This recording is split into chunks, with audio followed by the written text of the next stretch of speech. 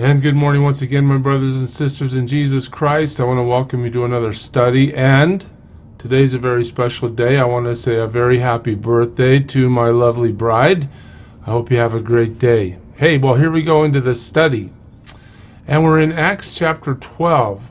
And Acts chapter 12 is a fascinating chapter because in it, God shows his sovereign control over our lives and over history.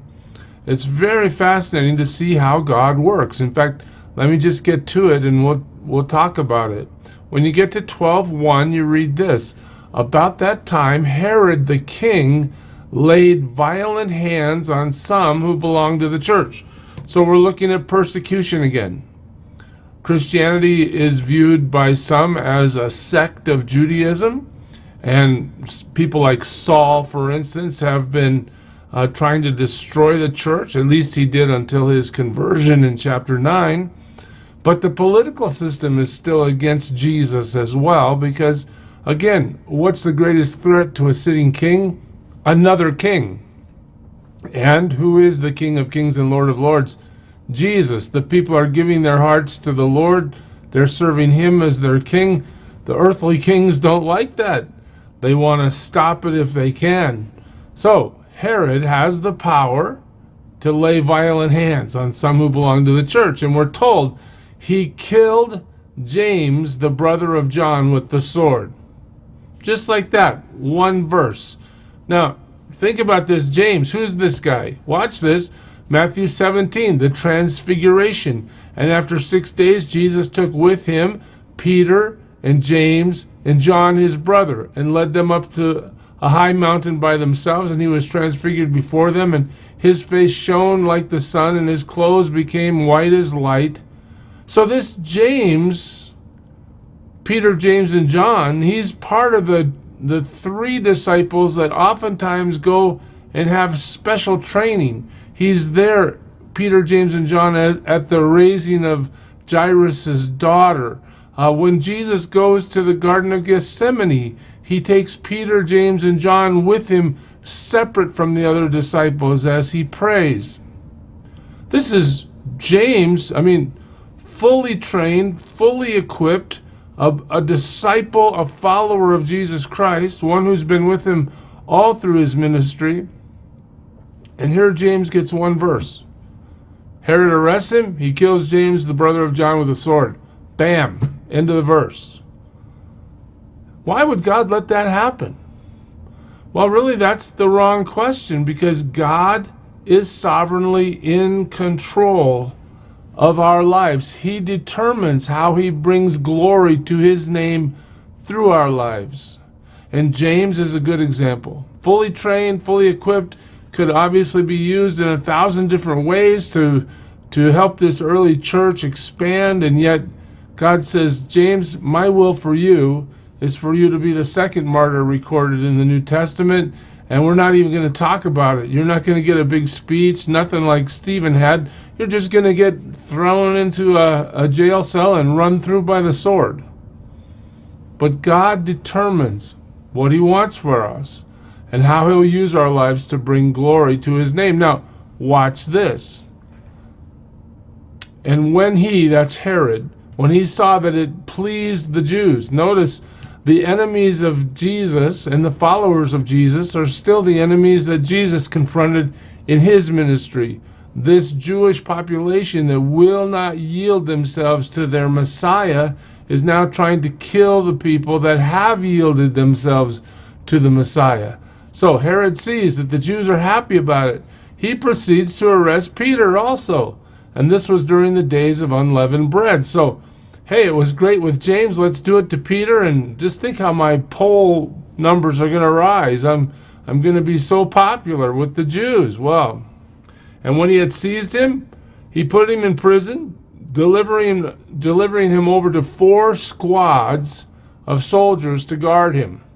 This is a lot of guards, over a dozen, probably about 16 soldiers to guard him, intending after the Passover to bring him out to the people. So Herod puts him on the shelf. I'm going to kill you after the Passover, and I'll be so popular. All right, Herod has a plan. He's working his plan out. He carried his plan out with James. James was executed in verse 2. Here's the plan. He's going to get Peter. What does the text tell us? So Peter was kept in prison. But look at this. But earnest prayer for him was made to God by the church. The church gathers. The church prays. This word earnest has the idea of being stretched out. They are earnestly going before God on behalf of Peter. Full strength. The whole community of faith. What does God do? Well, when Herod was about to bring him out, on that very night, Peter was sleeping between two soldiers. And just stop there for a moment. What's Peter doing, knowing that James has just been executed? He's been arrested. The execution isn't going to happen during the Passover, but we're just waiting for a day or two before we kill him. What's Peter doing? He's sleeping. Why? He's not nervous. He's resting in the knowledge that God is sovereignly in control, and God is able to determine how his life is going to be used for God's glory. He's sleeping between two soldiers, bound with two chains, and sentries before the door were guarding the prison. Verse 6, Herod has done everything he can do to make sure that when he opens that jail door, when it's time to kill Peter, that Peter's right there. But God is sovereignly in control. And behold, an angel of the Lord stood next to him, and a light shone in the cell. He struck Peter on the side and woke him, saying, "Get up quickly," and the chains fell off his hands.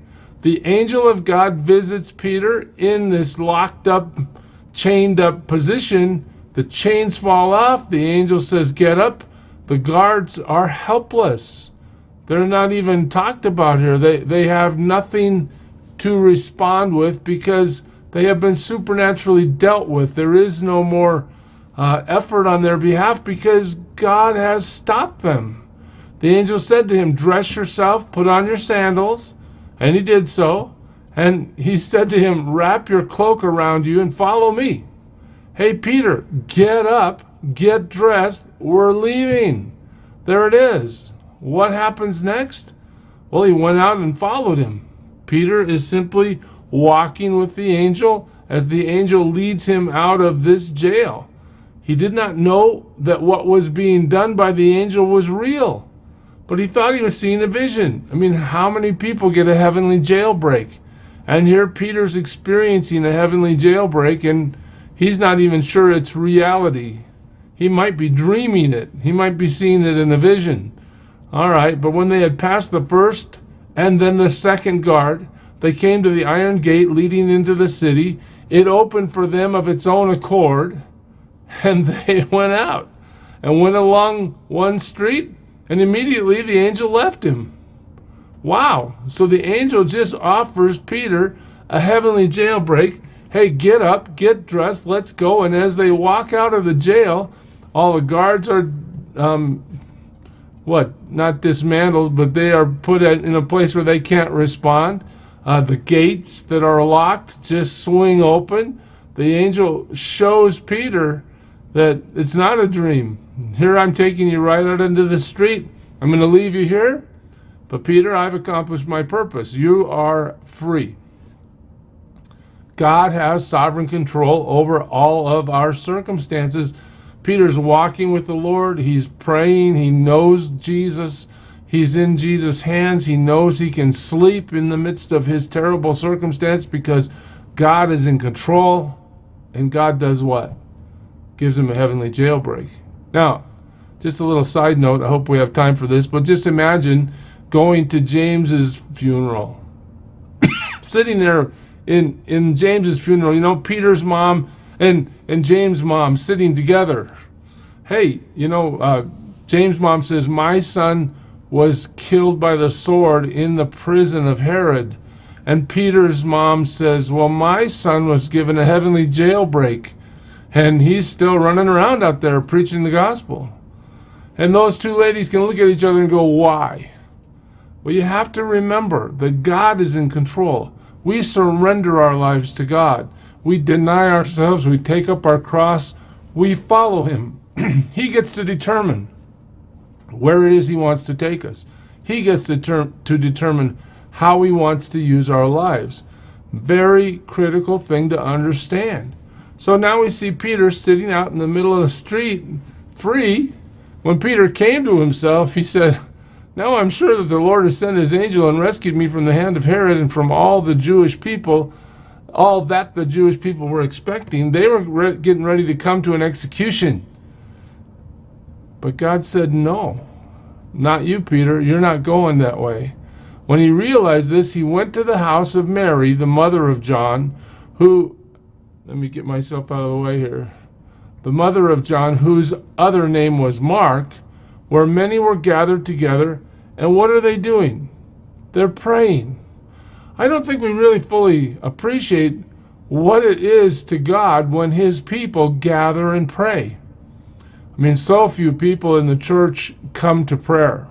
It's like they're just too busy. They're not going to pay attention, even though God has admonished us over and over and over. Pray without ceasing. The New Testament example of the church is they gather for prayer. Still, most Christians won't do it. They have other things to do. But I want you to see in Acts chapter 12 that the church body gathers and prays and plays an integral part in God's move on Peter's behalf as they pray. God listens. He tells us to cast our cares on him because he cares for us, and here we see an example of it. And now we're going to see the rest of the story. And when he knocked, so Peter's at the door. When he knocked at the door of the gateway, this servant girl named Rhoda, a modern day translation would be Rose, came to answer. Recognizing Peter's voice, in her joy, she did not open the gate, but ran in and reported that Peter was standing at the gate. This is kind of comical, isn't it? He's there, he's been given a heavenly jailbreak, and they won't open the door for him. They said to her, "You are out of your mind." Notice, the church is praying, but the church doesn't really believe. But she kept insisting that it was so, and they kept saying, "It must be his angel." But Peter continued knocking, and when they opened, they saw him and were amazed. God answers their prayer, does the miracle, and still they're having trouble believing it. But motioning to them with his hand to be silent, he described to them how the Lord had brought him out of the prison. And he said, "Tell these things to James and to the brothers." This is James, the half-brother of Jesus. Then he departed and went to another place. So Peter greets the family of God, explains the situation, and gets out of there. Now, when day came, there was no little disturbance among the soldiers over what had become of Peter. Can you imagine? The door to the jail house is still locked. All the chains are laying there. The guards are waking up from their stupor, and they're looking around. What happened to Peter? And after Herod searched for him and did not find him, he examined the centuries and ordered that they should be put to death. Well, that's quite a penalty, but that's the way it was. If you failed in your mission as a sentry or as a guard, it cost you your life. What does Herod do? Well, then he went down from Judea to Caesarea, and he spent time there. Herod heads to the coast. He's done with this. He doesn't want to deal with this anymore. He gets out of town as well. Now, Herod was angry with the people of Tyre and Sidon. That's a whole nother story. He has power over them. He's hurt them. He's cut off their food supplies. He's using his power to hurt the people of Tyre and Sidon. So they came to him with one accord, and having persuaded Blastus, the king's chamberlain, they asked for peace because their country depended on the king's country for food. They are trying to make some sort of pact with Herod in Acts 12:20. But what are we told? On an appointed day, Herod put his royal robes, and he took his seat upon the throne, and he delivered an oration to them. Okay, so now we see this guy who thinks he's all that, and he's the king, and he has power, and he has power over these people. He gathers them. He's going to speak to them. And this is where we really see the sovereignty of God again. And the people were shouting, the voice of a God and not of a man. Well, it wasn't uncommon at all for Roman leaders to be declared to be God. In fact, one of the things that the Roman Empire imposed on civilizations that they conquered was, we'll let you keep your religion, we'll let you keep your customs, but you've got to worship Caesar as God. Most cultures had no problem with that, but of course the Jewish culture rebelled against that strongly because they worship only God. And we see over history there's all kinds of trouble between Rome and Israel over these things. Well, here we see a good example of people that are willing to speak it out loud. Hey, Herod, we think you're a god. Of course, they're trying to manipulate him, trying to get him to ease these restrictions on their food supply. But nonetheless, Herod accepts their worship. What happens? Immediately, an angel of the Lord struck him down.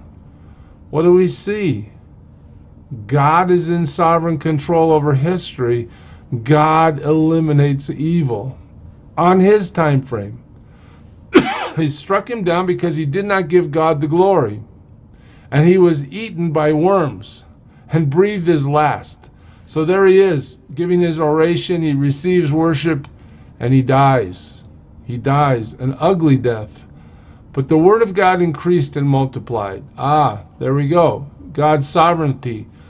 The purposes of God move forward despite all that oppose God. And those who follow God are dependent on him to show them what will bring him the most glory through their lives. The word of God increased and moves forward. In fact, along those lines, we're told Barnabas and Saul returned from Jerusalem when they had completed their service, bringing with them John, whose other name was Mark. This John is going to accompany them on a missionary journey, as we'll see. And this is a big transition in the book of Acts. We're now going to move into chapter 13. Peter's going to fade away, and Paul is going to become the central figure of the next few chapters. But let's just go back to this question of the three conclusions. One, God determines how our lives will bring him glory. Whether you're James and get run through by the sword, or you're Peter and you get a heavenly jailbreak, we entrust our lives to God for him to accomplish his purpose in our lives. God answers the church's prayers. Church, we need to really pay attention to this and gather to pray earnestly before the Lord, because he does hear. He is sovereignly in control, and God does destroy his enemies. To be an enemy of God is the most foolish thing any person can ever choose to be. And yet in our pride, many people choose that. God forbid that that's us. Let us yield our lives to the Lord today. And remember that he is sovereignly in control over us. When we pray to him, he listens and responds. And that all evildoers will be destroyed at the hand of God in his time. Wow. I pray you serve him well today, church. God bless you.